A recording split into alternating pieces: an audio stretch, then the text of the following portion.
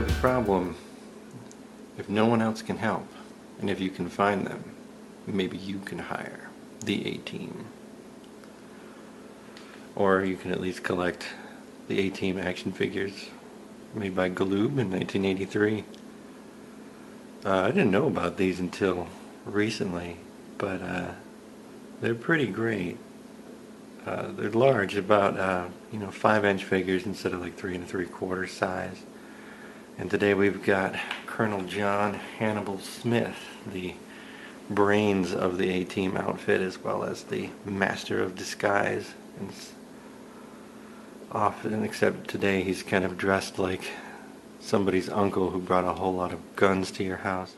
So Hannibal comes with, it looks like an M16, an M60 that's kind of come loose inside because this card has seen some damage. It looks like someone folded it over and it's broken the some of the glue, but it is still sealed for the most part.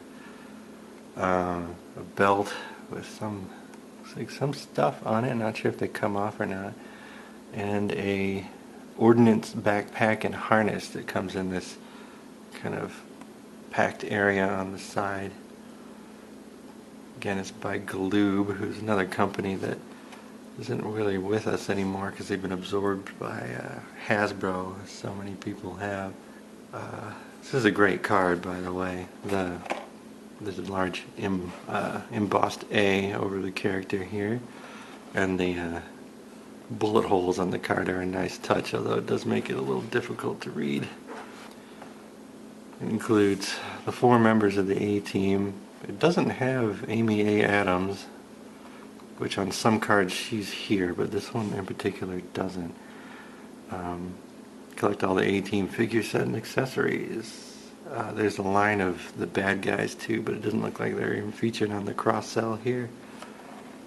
Never even knew that Galoob got into action figures. I knew them from Micro Machines and the Star Trek The Next Generation before Playmates took that over. But Hannibal's face is really something. It's kind of creepy. But the picture of him up here, pretty great. Also love the tagline, "Soldiers of Fortune living on the edge." Living on the edge in the A-Team world, I think, consists mostly of flipping Jeeps. Okay, so I'm just going to tear into this thing like a savage here. This card's probably not going to give much resistance because it's kind of falling apart. Alright, pull all the accessories out here. As well as Hannibal himself.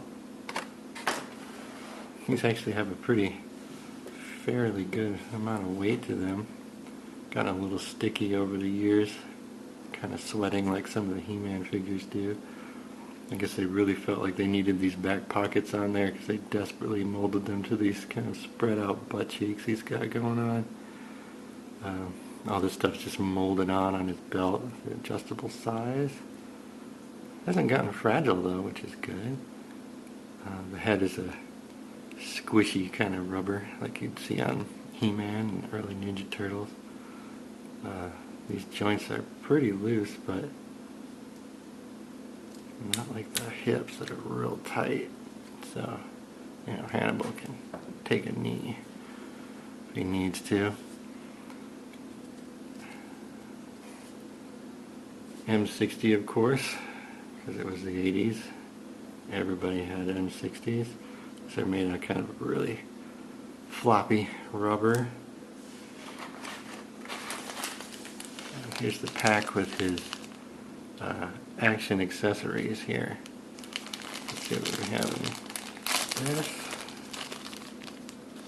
Oh, looks like there's a very short ammo belt for the M60. Let's see if it'll actually go in there. Nice. Okay, what else do we got?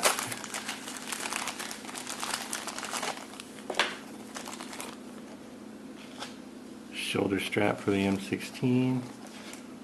Some kind of lederhosen like harness.